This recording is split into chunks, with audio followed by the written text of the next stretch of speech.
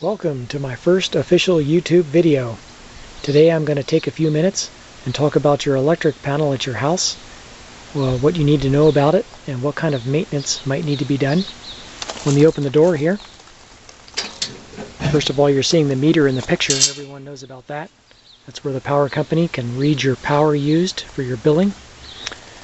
One of the first things you're going to want to locate in your panel is your main shutoff breaker.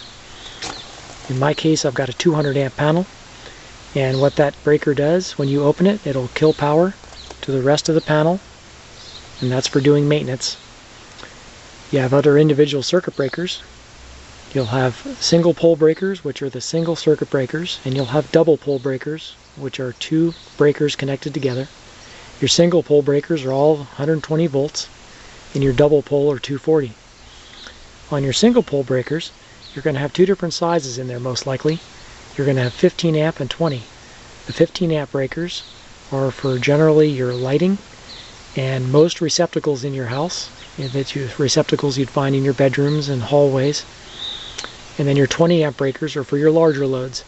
They're things like your kitchen appliances, your disposal, dishwasher, your refrigerator, freezers.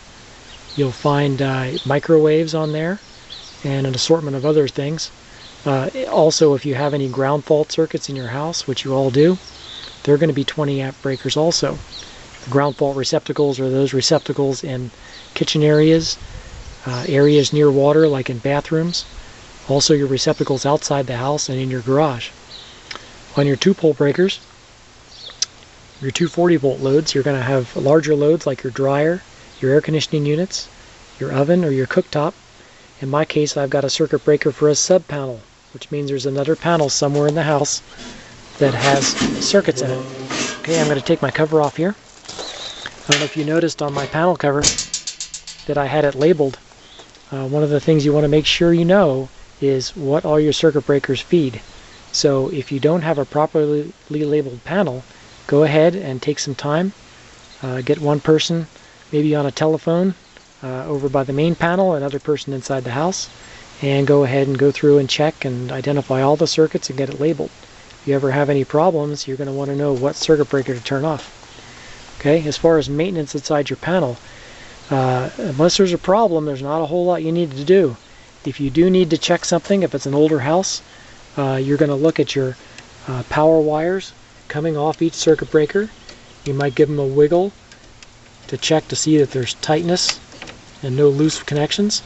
That's going to be the number one cause of a problem in your panel, is a loose connection. So you're going to check your black wires, which are your power wires for your 110 volt. And in the case of your 240 volt, you've got a combination of red and black wires serving those. You're going to see a lot of white wires in there. Those are your neutrals. And then you're going to see a lot of bare copper wires.